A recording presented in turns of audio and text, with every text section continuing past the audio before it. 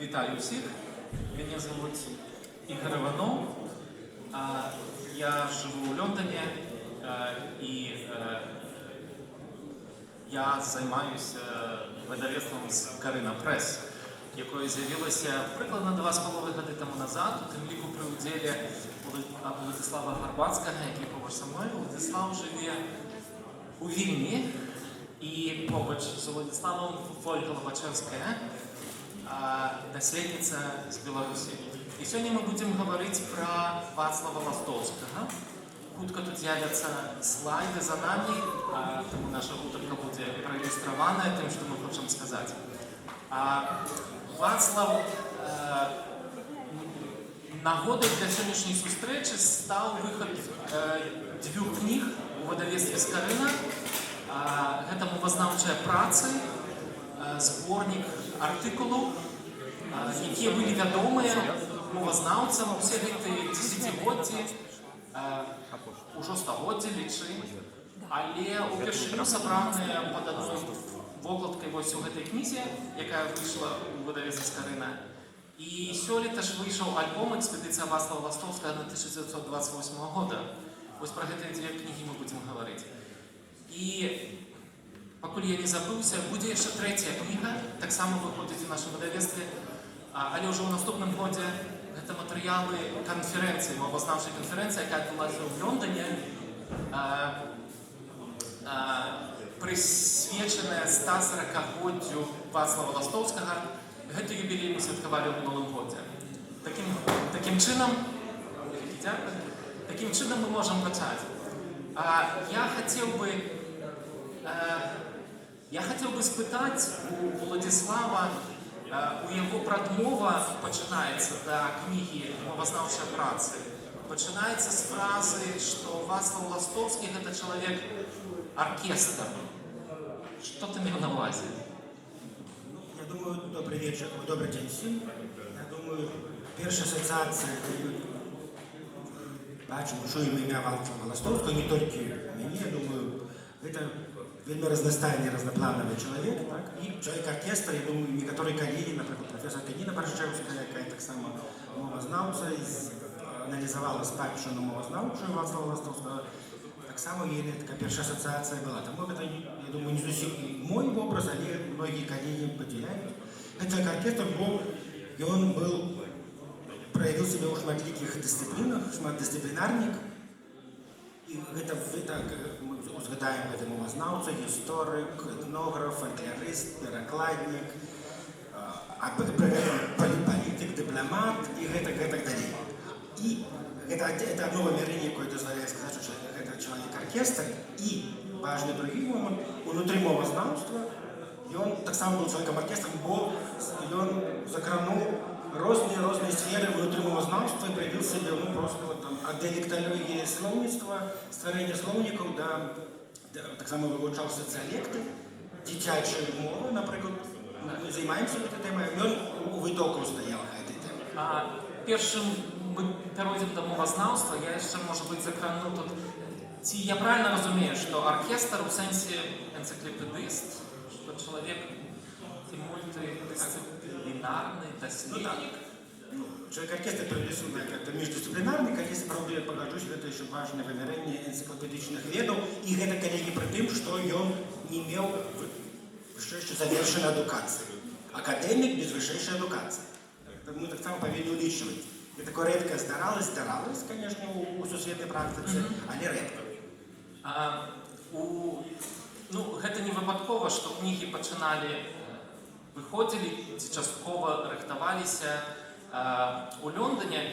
У Лондоне можна знайсці вельмі багата спадчыны Ластовскага у Скарынаўскай бібліятэцы. Напрыклад, там ёсць арыгінальнае выданне, арыгінальны асобнік ягонай гісторыі крымскай кнігі. Адно, што яно выглядае фенаменальна проста. Велізарная цагліна вельмі прыгожа выдадзеная, вельмі шыкоўна выдадзеная.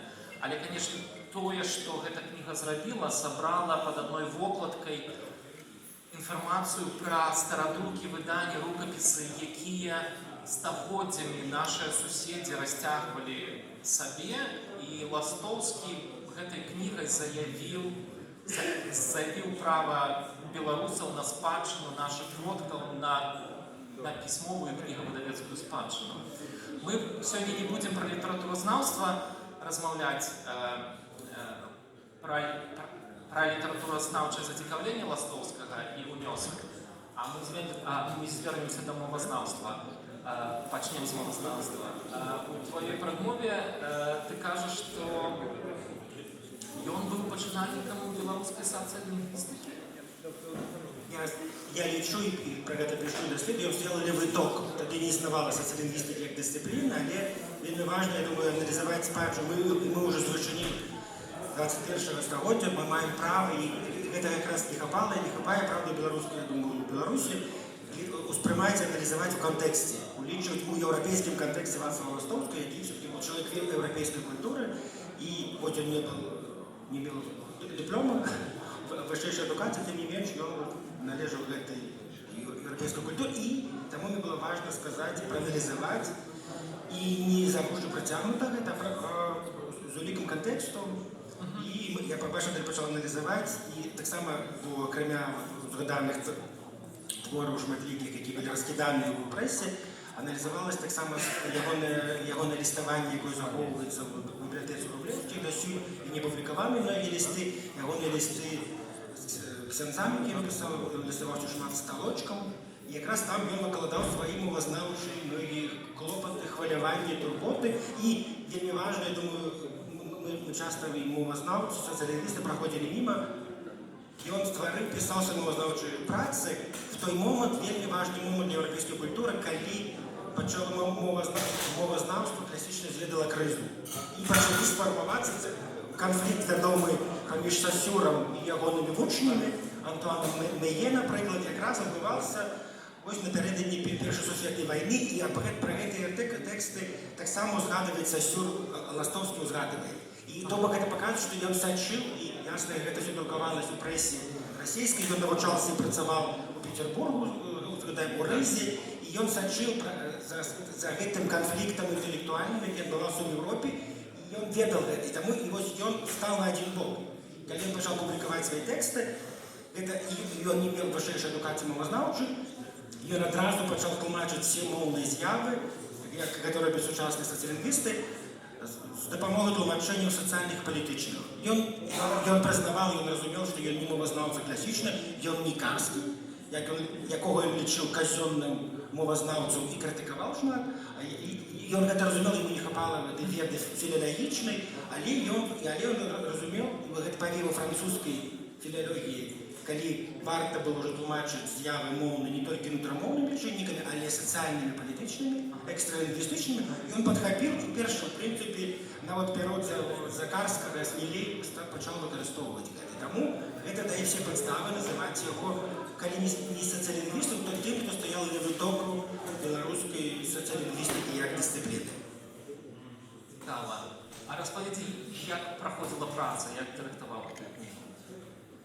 Ну, як тут заявлена, пошук был с одного боку досить легкий, але он не был однобоковым, в плане, что тексты, ты уже и рассказала, они, в принципе, были доступны, в принципе, любая из вас можете клацнуть по корпусу у старых номеров и знайти. Это незручно, правда? Але некоторые тексты, которые выходили у БССР, они так само тяжко знайти. И тому это было такая полегка собрать. А чому їх тяжко знайти?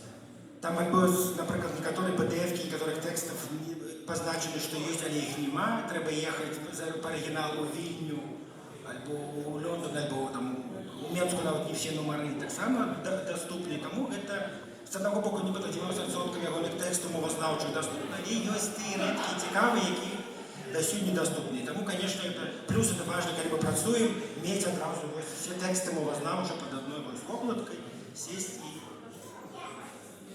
тому это был пошук, это был анализ прессы белорусской, которая выходила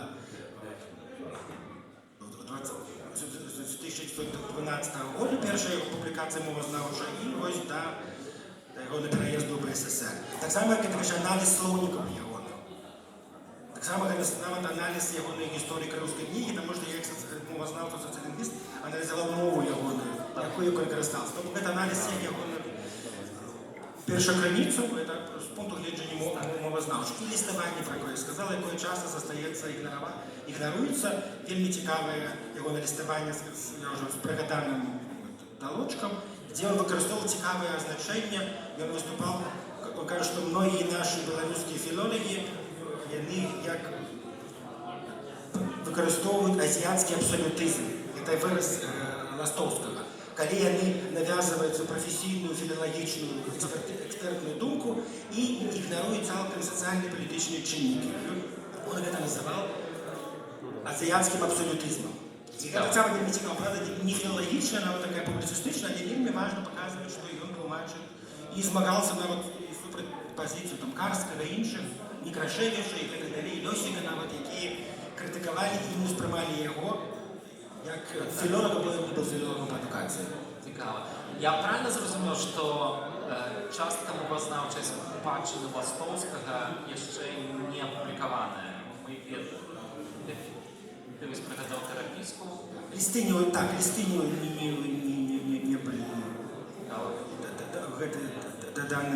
дадзены ў зборнік, але все яго публікацыі, якія ён лічыў мовазнаўчымі, все сабрадзены тут. Подобно. И что ты для себя открыл в процессе этой працы? Я думаю, кожен з вас знойдзе цікавыя такі перлінгі, які вельмі актуальныя. І є так само смешні некаторыя гісторыі, напрыклад, тэксты пра слова капета, уже на сучасным этапе мовазнаўцы уже не падзяляюць гэтай думкі. Ён казаў, што гэта паланізм, вельмі непрыгожы, трэба адмовіцца, трэба казаць толькі жанчына. І я ведаю, што да сённяшняга моманту ёсць некаторыя філолагі, філалагіні, якія так лічаць. І яны спасылаюцца на Ластоўскага. Вельмі цікава. Але гэта такі кур'ёз у мовазнаўства. Але ёсць тэксты, якія калі не дасюль важныя, актуальныя, якія апярэдзілі многіх мовазнаўцаў, якія зрабілі сабе імя, напрыклад, у сферы мовазнаўчых дэкаланіялісцкіх даследаванняў. Напрыклад, мы ведаем все гэтыя тэзы, даведзеныя на сённяшні момант у мовазнаўстве. Я ведаю калегі у Варшаўскім універсітэце на кафедры беларусістыкі з гэтым тэзай аб тым, што не існуе, не існавала руска-беларуска-украінскіх народаў, і яны падтрымліваюцца гэтай тэзы. Яны выбіраюцца на даследаванне Юрыя Шевелёва, амерыканска-украінскага лінгвіста. Але ў Беларусі быў Ян Станкевіч, які ў 30-х гадах таксама з гэтым працаваў, з гэтай тэмай. Альбо варта прыгадаць імя Ангела Крымскага, які таксама сцвярджаў гэтую ж самую тэзу і за што быў рэпрэсаваны і знішчаны ў галаву. Вацлав Ластоўскі гэта зрабіў на пачатку 20-х, і раней за гэтых всіх узгаданых мовазнаўцаў.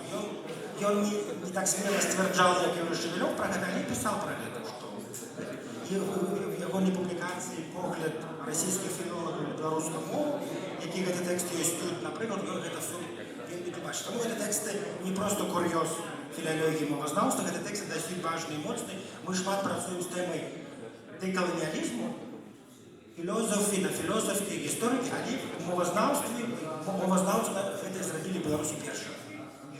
Гэта мы не можам забываць, і трэба гэтага тэкста вяртацца, перачытваючы і тлумачыць многія з'явы, якія адбываюцца сёння. І мы вельмі часта пішам, што толькі мы в конце 90-х годов прыйшлі да гэтага, не? Вацлав Ластоўскі 23-21 годах уже напісаў публікацыі гэтай тэме прысвечаны. Вельмі цікаво. Вельмі дякую, Владислав.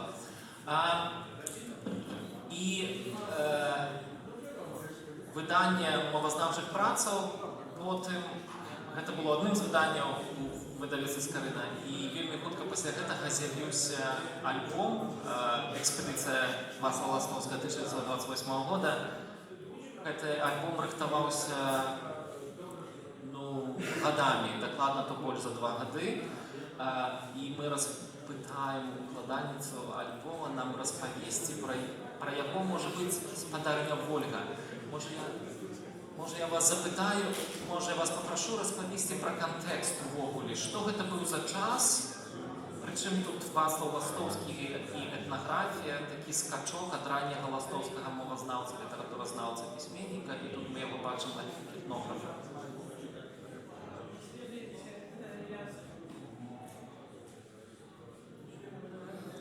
Вы ведаеце, я слухала Владислава и подумала, что Ластовский, з яким я, можно сказать, прожила шмат месяца, он вивчаючи і так само його спадщину, і матеріали, які засталися від альбому.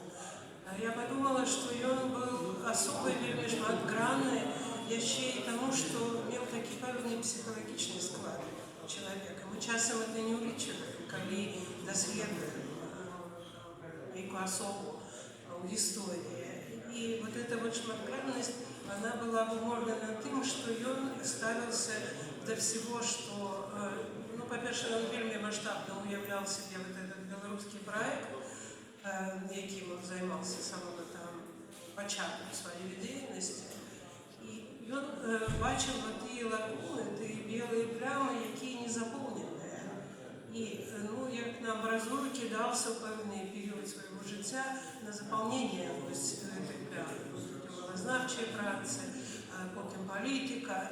А ну, мені довелося працювати з більш щільно з періодом його життя опошні годи, які ну, досить такі трагічні по сутності після його переїзду з Ковна у Мінськ, що відбулося у сакавіку 1927 року. И по сутности этот период был вельми короткий и закончился он 21 липня 1930 года арештом его разом со Степаном Некрашевичем у опошней виправі експедиційної. І цей період був так само, ось, ну, можна його так асенсувати сьогодні, так само з закриттям певних таких плям. Він приїхав в Мінськ, коли будувалась СССР, і у той час він займає дві посади, вельми важні. Це загадчик, не дві, навіть більше, но голодная. Просто такие породненные поміж собой две посады, загадчик кафедры этнографии в Институте белорусской культуры в Ингеркульте и директор Белорусского державного музея. Но ось перед тим, як ну, трохи про це розповісти, я би хотіла може згадати його успомін, написаний у листі, його слово, написаний у листі до этнографа Адама Богдановича, батьки Максима Богдановича, когда он писал в мае 1934 года ссылки у Саратове. А расстрелян он был, видать, так само у Саратове 1938 года, то есть за 4 года до своего сходу життя, такого примусового. И он писал в своем листе: «Я на протягу 1928-1930 годов упарто запашивал этнографичные материалы, сутыкнувшись с живым осяроддзем. На опрацовку собраного у меня на тую пору не было часу. Теперь, за гэтыя годы, прогледзевши незапашанное, знаходжу, что мной собраны сапраўдны скарб». Вот этими словами заканчивается мой вступный артикул в альбоме. Ну и у нас есть сегодня можливість трохи з цим скарбом познайомитися, який так щасливо для нас дійшов. І ось зараз оказався доступним, дякуючи видавецтву Скарина Прес, Ігор, які тут присутні, видавця. Ну і, напевне, варто сказати предысторию. Так, я думаю, что варто пригадать, что это за альбом. Материалы экспедиции ну, практично все материалы экспедиции загинули подчас Другої сусвітньої війни. Фотоальбоми, які були зроблені подчас експедиції, були сховані перед війною, заховувалися Ну, заховувалися невідомо де, але ну, дякуючи одному із супрацовників музею Вієру, Гаврилу Вієру, вони, напевно, були заховані, тому що цей чоловік, реставратор Білоруського державного музею, був обов'язаний шмат чим почерпнути своїм льосом Вацлаву Ластовському. Ну і просто розуміння коштовності цих матеріалів. Это цікава історія, що супрацовники музею, архівісти і так далі ризикували своїм життям, заховували матеріали. Вацлав Ластовський був розстріляний, і, в принципі, матеріали, зв'язані з його діяльністю, не знищалися. І його колеги ведали коштовність матеріалів. І так вони дожили. Принаймні, ці фотоальбоми, ми думаємо, що їх не таки було, вони дожили до Другої світової війни, і вони так само зникають. І про їх нічого не відомо, аж до 1982 року, коли професор Адам Мальтіс приїжджає у Великобританію по стипендії від ЮНЕСКО займатися дослідженнями білоруської спадщини. Він у Тепліку трапляє у Скаринівську бібліотеку, він був в університетських бібліотеках Великобританії, в Британській бібліотеці, в Національній бібліотеці Британії. Але він так само провів, хіба що більше часу у Скаринівській бібліотеці. І там він для себе відкриває ось цей альбом, який ми бачимо тепер на екрані. І він не вірить своїм очам, бо 30 років лічилося, що цього просто нема вже, так? Вельми хутка після війни, праз некалькі років після війни, цей альбом був передадений у лондонський осередок. Ще Скаринівської бібліотеки не було, але вже осередок у Лондоні збирав забитки і вже мав бібліотеку, яка існувала при католицькій місії у той час.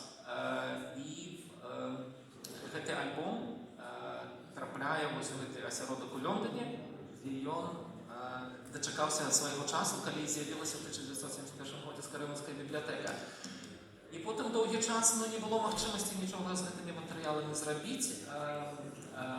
Отець Олександр Ренат Санху займався, хто узначалював Скаринівську бібліотеку 80-90-ті роки.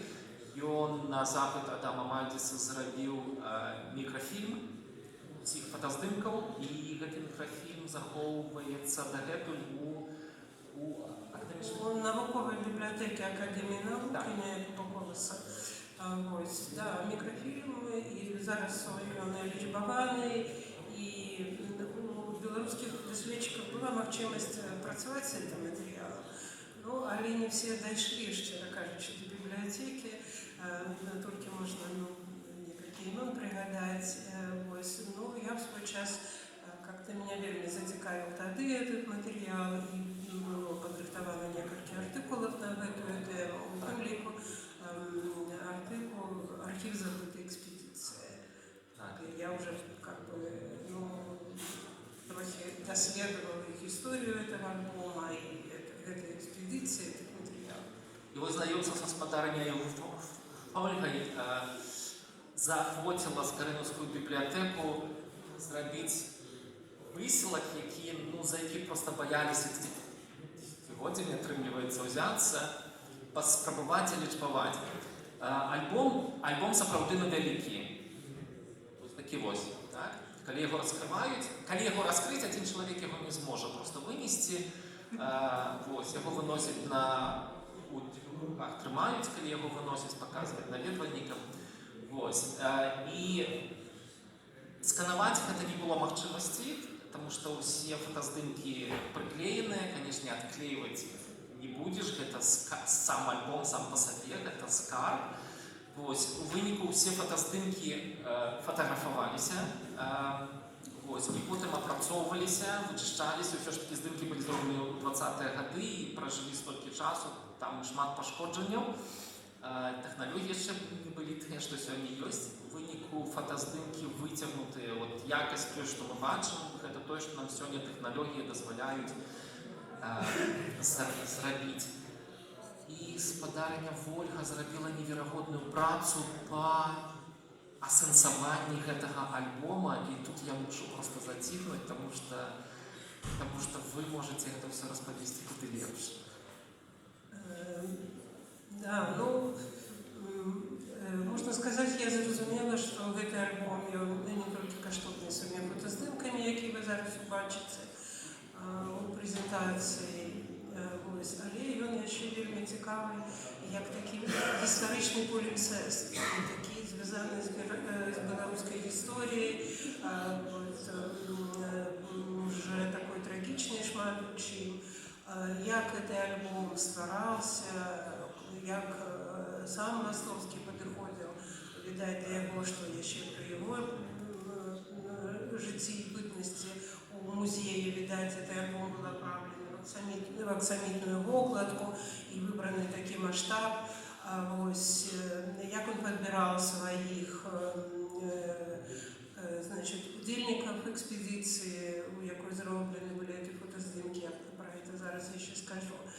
И вот наступный лёс этого альбома, войну таксама альбомом карыстались, з яго вымалі фотаздымкі, они друкаваліся в прэсе тагачаснай.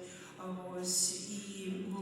как бы ратаванне, скажем так, этого альбома, захаванне этого альбома, то, что он дошел до нашего часу, это таксама прыклад того, як ставіліся беларусы да сваёй спадчыны, да каштоўнасці того матэрыяла, які там сабраны. Згадваецца, што было 4 альбома. Дайшоў толькі да этого. Можа, яшчэ дзесьці, калісьці з'явяцца іншыя экземпляры. Мы маем этот каштоўны альбом. Какие материалы в этом альбоме? Я начала с того, что Ластовский занимался этнографией, он сапраўды сам окреслил, что вот эти годы – это его этнографичный период. И негледзячы там на все іншыя справы, ён вельмі шмат аддаваў увагі менавіта вот этнографічнай працы. И в секции, и на катедре Ингвилкульта он пачаў выдаваць записки, вернее, працы катедры этнографии, вышел первый том. Ён пришел у музей БДМ, які, до речі, зустріла його не вельми ветліво, одразу почалися некие такие коллизии с новым директором в этом музее. Заховались архивные документы, але не глядячи на это, он твердо вел свою позицию. И первое, что он зробил, это он занялся все ж таки вертанием в музей, не вертанием, а как привести в музей крыши Красіні Полоцкой, то, что до его не было зроблено, але было решение, как крыш заховывался в музее в БДМ. А остальное все ж таки он за эти, вельми короткий термин, мы сегодня разумеем, да, 2 года, что такое 2 года, они пролетают. Але он зробил 3 таких полновартостных экспедиции. И первая была экспедиция Репин-Полоцк в мае-червені 28 года. Другая экспедиция, то, что вы уже бачили вокладку, Минск, Слуцк-Осташковичи у липені, липені 28 года. И еще одна экспедиция, якой материалы так само идентификованы не полностью, але частково Семежева, Новокольные вёски, Копыль, Койданова, якая отбылась в мае 29 года, напередодні всех уже подей, звольнения госпосады, неотменного секретаря Ингвилкульта и директора музея. Найбольш полно заховались материалы этой другой экспедиции Слуцк-Осташковичи. И цікаво, что когда мы разглядаем эти материалы, відавочна, что цікавость Ластовского была скерована не на чистую этнографию, как вы разумели. До речи, когда он пришел в музей, там была уже экспозиция этнографичная, манекенами там, и он раскритиковал эту экспозицию, он бачил это по-своему, потому что он подыходил до этнографии, як худшее мастацтво знается, як доследчик народного мастацтва. И еще с часов нашей Нивы он имкнулся осенсовать и зразумець, что есть белорусский стиль, мастацкий стиль. чым найбольш выразна праяўляюцца мастацкія нейкія такія праявы, значит, беларускага, скажем, духа, характера, мастацтва. И он імкнуўся это вывучыць. И чему вот эти апошнія гады были скіраваны менавіта на этнографічную дзейнасць? Потому что ему дозволяло вот эти выезды в экспедиции, сбор этих материалов, якраз вот на запасе той материал, який бы и можно было им оперировать. И он рыхтует в 27 году и друкует в нашем крае часописе инструкцию по збиранню этнографічных материалов для музея, якую сегодня можно разглядать не как инструкцию, а як такую программу, можно сказать, монографии будущих исследований по белорусским народным мастацтвам. Тому, калі бы пачыналі историю белорусского вывучения белорусского мастацтва, трэба першым згадаць нам Ластовского. Ну вот вернемся к самой экспедиции. Можно еще вернуть первый слайд, я не поспела сказать. Значит, с подорожниками Ластовского были супрацоўнікі музея. И вот на фото, значит, находится во Львове, мы бачим у всех удзельнікаў экспедиции. Самые, ну, такие взрослые, что ли, удзельник этой экспедиции, 64 года, Александр Панов. Это самый старейший супрацоўнік БДМ на той час. И это один из основальников Минского церковно-археологического музея. Редактор Минских епархиальных ведомостей. Потом, який займался створением отдела по Минску у самим БДМ. И вот уже не вечный такой солидный взрослый человек удельничал в экспедиции. А почему он удельничал? Потом можно будет убачить. Еще один человек такий не тутейшего выгляду, скажем так, чернявый, это Тодор Гальмаджан. Вот дякуючи этому человеку мы обязаны шиковными фотоздымками в этом альбоме, які змечены, потому что он был угорец по национальности, в 27 году отримав громадянство СССР, але еще до этого он архитектор, мастак, скульптор и нават доследчик народного мастацтва. Он выдал в 13 году книжку по венгерскому, угорскому народному мастацтву. Магчимые были знакомые ранее с Ластовским изобразил и фотограф.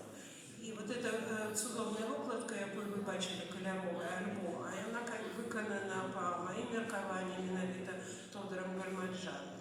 Ну и побач с Ластовским, якого легко познать, его другая жонка Станислава Стаха, якая пережила его, доведалась про его смерть в 41 году, коли уже самого Ластовского не было нескольких годов живых.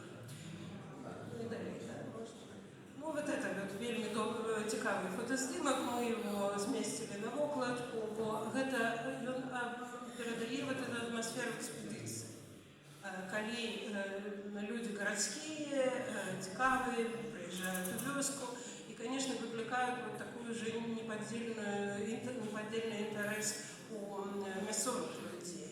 И тут мы бачим Панова с кіёчком, і самого Ластовского, сярод вёскового насельніцтва, это вёска Лясковича.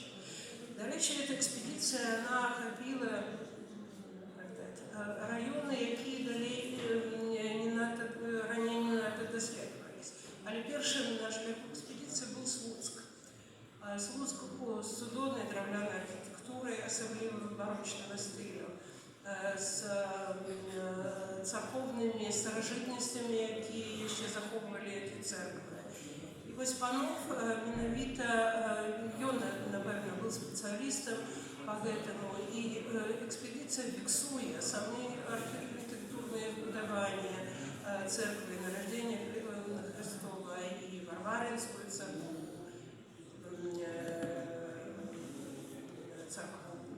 на острове. И фиксует то, что еще можно было убачить.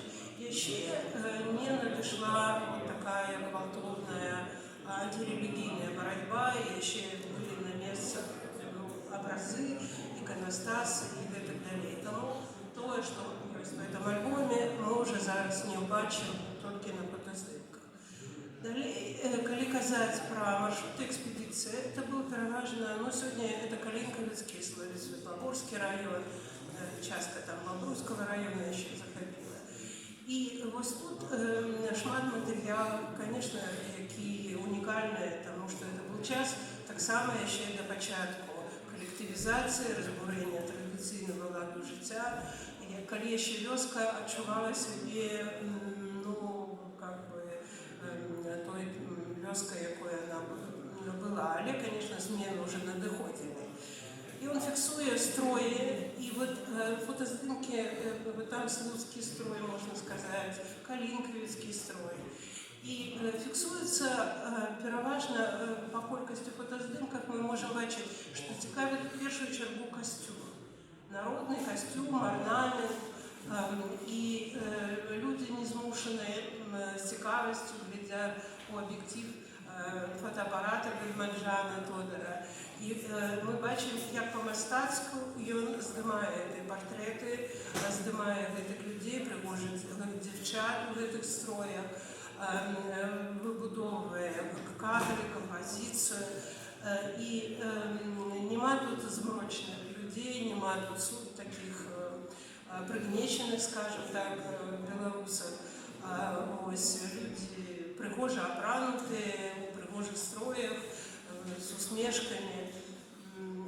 Экспедыцыя карысталася такім метадам, якім і сёння мы карыстаемся, ўжо меншай ступені. Яны у вёскі Дамановичы, напрыклад, у царкве, потым убачыце фотаздымкі, здымалі, калі, верагодна, это была Троіца на той час. А прыход, які ахопліваў розныя вёскі, жанчыны ў строях прыходзілі на набажэнства. Ось гэта цікава вельмі фотаздымак, калі ткуць на такіх прымітыўных кроснах, вынесеных з хаты, як у вёсках ткалі абыдзённікі, бо трэба было выткаць на мяжы, на варотах, на вуліцы, на перакростку. І вот мне падаецца, што это, я так успрымаю, можа я памыляюся, што это можа нават такая рэканструкцыя Ластовскага, вось гэтага такого ритуального дзеяння, звязанага з традыцыйным ткацтвам. Яго цікавілі касцюм, назвы асобных частак касцюма. І вот Калинковецкі краевой строй для нас цікавы тым, што там захавалася такія брыжы, каўняры своеасаблівыя, якія суадносяць традыцыю беларускага касцюма з еўрапейскай традыцыяй 16-17 стагоддзя, калі мы бачым на партрэтах такія фіжмы, плаёныя такія каўняры. І Ластовскі фіксуе такія назвы, як крыза. Вот тут брыжы прыведзена, але ёсць в альбоме і крыза. І вот тут варта сказаць, может быть, пра тое, што шмат фотаздымкаў падпісана, досыць падрабязная інфармацыя. І она, дарэчы, захавана в альбоме. Все вот эти вот приведенные подписи в оригинале. Тому ёсць вот... Може, я тут якраз доповню на гэтую тему. Спочатку міркавалася унармаваць усе подписи. Там мова в подписах не зусім унармаваная, зразумела, що це класичний правопис. І ми меліся унармаваць гэта, але на параду Ленцука Вячоркі, мовазнаўцы, ён вельмі моцна нам параіў, што не, каштоўнасць таксама захаваць аўтэнтыку таго напісання таго часу. Таму пад кожным здымкам мы захавалі подпіс так, як ён у альбоме, плюс унармаваным правапісам. І у прадмове, у артыкуле спадарыні Ольгі там таксама цытуюцца, напрыклад, матэрыялы, якія напісаны афіцыйным правапісам. Таму з моўнага пункту гледжання гэты альбом гэта таксама як бы сведчанне таго, як мова вось наша развівалася дзесяцігоддзямі. Працягну звярніць увагу, што не толькі дарослы касцюм з брыжамі, дзіцячы. Вось эту мужчынскую сарочку пісаў Лапул, полымя, што знойдзены унікальны экземпляр беларускай кашулі мужчынскай 18 стагоддзя, які нагадвае грэчаскі сакас. Сапраўды экспедыцыя фотаграфавала і прывезла в альбоме 275, по-моему, фотоздымка. А крыніцы тагачасныя пісалі, што каля 600 экспанатак прывезена ў музей. Таму прывозіліся экспанаты самі, экспедыцыя збірала эти экспанаты. Но это пераважна касцюм, але не толькі. Тут кожны здымак пра яго можна казаць, таму што яны выразныя. Это не толькі этнаграфічныя рысы, это і характары, такія моцныя, стойкія і так далее. Я вернуся все ж таки к тому, с чего начала, что у Ластовского была своя программа, была своя зацікавленасць. Его цікавілі менавіта мастацкія праявы у творчасці і ў жыцці беларусаў. І таму вот такая увага касцюму, але яшчэ і прадметам, на які зазналі гэтую мастацкую такую прыроду. І збіраецца унікальная калекцыя в этой экспедиции беларускіх бажніц драўляны, як пісаў Ластовскі, пісаны. Вот это старое слово, пісаны, значит, упрыгожаны орнамент. Орнаментом цікавился Ластовский, рихтовал нам такую монографию, номенклатуру белорусского орнамента. И тому, конечно, вот эти наибольш оздобные речи его не мог их обминуть. И собрано 10 бажниц, на жаль, які дійшли до нашего часу тільки на фотоздимках. Тому що в війну колекція Белорусского державного музея була вивезена, нечто погибло. Так выкинута была эта коллекция на разрабование. И про гэтые бажніцы мы ничего не ведаем, они не были вернуты с Германии. Они были привезены назад, были вернуты вот эта коллекция корцов. Их там больше 20-23, здається, маленький ковшичок корцов, понадки, які там підписує Ластовський, орнаментовані з виявами різними такими архаїчними. І ці речі цікавили його ще з часов ранейших, бо опошній там слайд – это то, что удалось выявить в коллекции Национального исторического музея. Вот такой корыц с литерами Вацлав Ластовский латинкой, які був передадений, подарований їм музею. И вот эти речи мы сегодня воспринимаем как один из таких символов белорусских. И можно сказать, что материалы этого альбома, они переконывают, что Ластовский, это накировано в опошние годы своего життя, занимался такой кодификацией, напевно, неких таких мастацких прояв, які могли бы служить белорусам у створенні сучасної білорусської. Тому що, окремя фотографії в музеї, як директор, посмів ще створити виставку сучасного білоруського мистецтва. І яку ця проблема вельми цікавила, і тому він бачив не як такий етнограф, що зібрати, зафіксувати, показати музей. Ці речі повинні були працювати на білоруську справу, на розвиття білоруської культури. І мені виявляється, що так я бачив свою діяльність. І якраз він займався ось этой справой кодифікації, виявлення стиля, формулювання стиля. Він, в принципі, займався все життя. Ще на раннім своєму етапі він познайомив Максима Богдановича з слуцкими поясами и подсказал Богдановичу, что слуцкие поясы – это вот один из наших символів белорусских.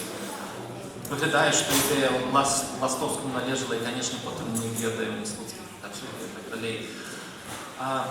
У нас ще застається літерально некілька хвилин. Перш чим я запитаюся Можа, які ёсць пытанні, толькі скажу, што вялікім унёскам у выданні гэтага альбома быў таксама ўдзел выдавецтва Чабор Паблішерс, якое знаходзіцца тут у Варшаве, і альбом можна набыць як у выдавецтва Чабор, вось там, як бачыце, і таксама на нашым стенде Скарына Прэс і ў іншых кнігарнях тут у Варшаве, у Вільні і так далей.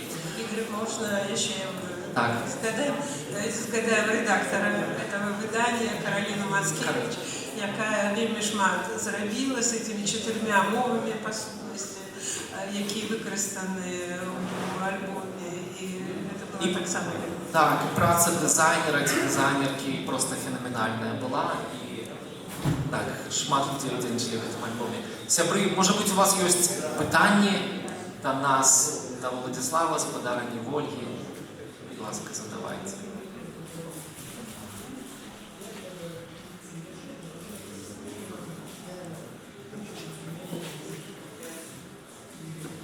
Дякую вялікі. Я хацела спадарыні Вольцы задаць пытанне. А скажыце, калі ласка, я вось мастачка і выкарыстоўваю цяпер у сваіх працах нешта беларускае, как несці далей. І скажыце, калі ласка, што можна ўспрымаць такім насамрэч беларускім сімвалам, які не можа быць, я разумею, што ўсё павязана, але ж нам цяпер можна мець, мне падаецца, нешта зусім сваё, да чаго не дачапіцца, што гэта можа быць і тое, і таго, і таго. Што можна выкарыстоўваць, што вы лічыце самі, самае-самае наша? Ну, питання непросте. І так я не откажу вам одразу. Треба зустрікатися спеціально, казати про это. Ну, вот мне подається, що эти материалы этого альбома могут вам допомогти все ж таки зрозуміти. Ну, наше використання символов и наше имкнение створить вот это белорусское, все-таки мы еще не отошли от этнографизма. Але, ну, это процесс, он йде, і треба просто назирати за ним, і буде ваш внесок.